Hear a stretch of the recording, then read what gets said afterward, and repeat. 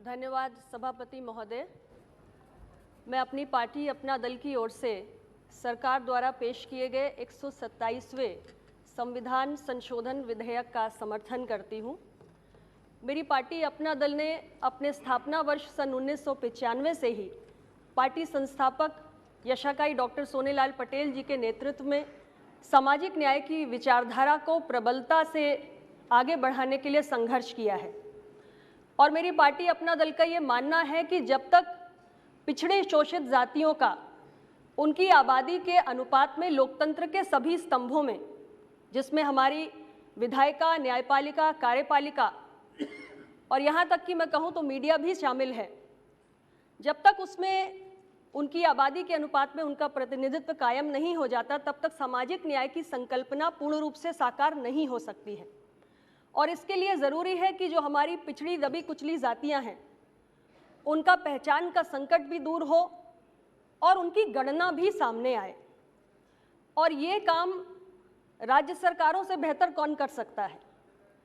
हमारे देश के कोने कोने में ऐसे तमाम जातियां हैं जो संघर्ष करती आई हैं, जो कई बार आंदोलनरत रहती हैं कि उन्हें पिछड़ी जाति का दर्जा दिया जाए। किंतु इस प्रकरण में सुप्रीम कोर्ट के निर्णय से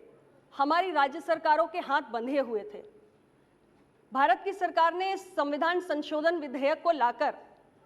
आज राज्य सरकारों को उस बंधन से मुक्त किया है और संघीय ढांचे को सुदृढ़ करने की दृष्टि से राज्य सरकारों को ये अधिकार दिया है कि अपने राज्य में निवास करने वाली ऐसी पिछड़ी जातियों की पहचान कर सकें।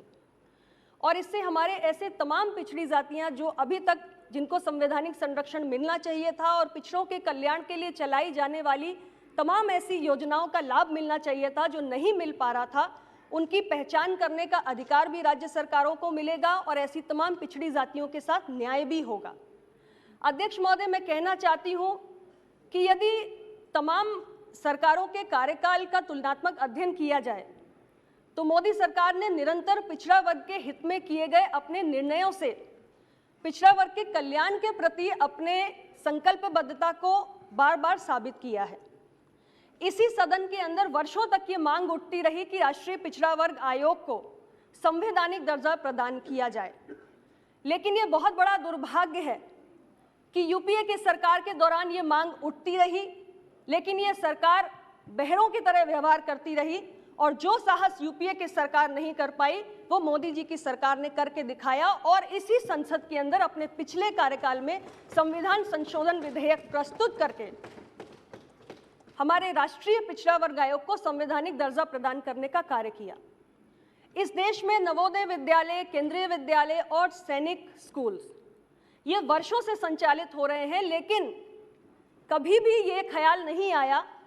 कि इन स्कूलों के अंदर जो हमारे पिछड़ी जातियों से आने वाले छात्र छात्राएं हैं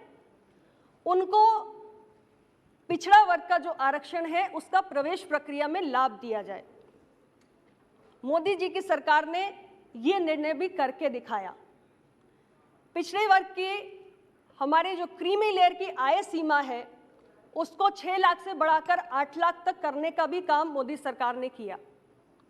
और यदि मैं हालिया निर्णय की बात करूं तो पिछले कई वर्षों से निरंतर हमारी जो मेडिकल की नीट परीक्षा में एमबीबीएस और पीजी के एडमिशन्स होते हैं उसमें हर वर्ष पिछड़े वर्ग के हमारे छात्रों का, अभ्यर्थियों का हजारों सीटों का नुकसान हो रहा था, क्योंकि ऑल इंडिया कोटा में नीट के अंतर्गत जो हमारा ओबीसी कोटा था वो लागू नहीं था। मांग तो वर्षों से उठ रही थी, हजारों सीटों का नुकसान भी वर्षों से हो रहा था, लेकिन अगर इसके प्रति किसी ने संवेदनशीलता दिखाई है तो माननीय प्रधानमंत्री श्री मोदी जी की सरकार ने दिखाई है और all India OBC quota NEET प्रवेश परीक्षा के अंतर्गत लागू करने का निर्णय भी किया है। लेकिन दूसरी तरफ यूपीए सरकार का भी इतिहास हम खंगालें तो इसमें हमें शुरुआत में ही देखने को मिलता है कि किस प्रकार जब सबसे बड़ा निर्णय 90 के दशक में कहूं कि पहला निर्णय मंडल आयोग के रिपोर्ट को लागू करने का हुआ था तो इतिहास के पन्नों में दर्ज है कि कांग्रेस की सरकार ने, कांग्रेस के नेतृत्व ने उसका विरोध किया था। और ऐसी कोई उपलब्धि नहीं है पिछड़ों के हक में जिसे कांग्रेस की सरकार गिना सकती है। तो इसलिए जहां तक पिछड़ों के प्रति प्रतिबद्धता का सवाल है, मोदी सरकार ने बहुत सारे ऐसे निर्णय किए हैं। आज जो 127वां संविधान संशोधन विधेयक लाया गया है, इसी दृष्टि से लाया गया है। मैं इसका स्वागत भी करती हूं और अपनी पार्टी की ओर से, अपना दल की ओर से मैं ये उम्मीद भी करती हूं कि भविष्य में भी इस प्रकार के और निर्णय सरकार करेगी। ये समय की आवश्यकता है, देश की ज़रूरत है कि जब 90 के दशक में मंडल कमीशन आया था तो कहा था कि पिछड़ों की आबादी 54% है, लेकिन आज इतने वर्षों में पिछड़ों की असली गिनती क्या है ये पता नहीं चल पाया। देश के कोने कोने में पिछड़ी जातियों की ये मांग है कि आखिर पिछड़ी जाति की आबादी इतने वर्षों में, आज़ादी के 70 वर्ष बाद कितनी हो चुकी है, ये हम सबको पता होना चाहिए। और ये ज़रूरी भी है, अगर हम तमाम सरकारी योजनाओं का लाभ पिछड़ी जातियों तक पहुंचाना चाहते हैं, अगर हम ये चाहते हैं कि हमारी पिछड़ी जातियों का प्रतिनिधित्व पर्याप्त संख्या में हो, तो आखिर उनकी आबादी क्या है, उनकी गिनती क्या है, ये जान लेना बहुत आवश्यक है। मैं अपनी पार्टी, अपना दल की ओर से ये उम्मीद भी यहाँ पर जाहिर करती हूँ कि हमारी एनडीए की सरकार, माननीय प्रधानमंत्री जी के नेतृत्व में चलने वाली सरकार आने वाले समय में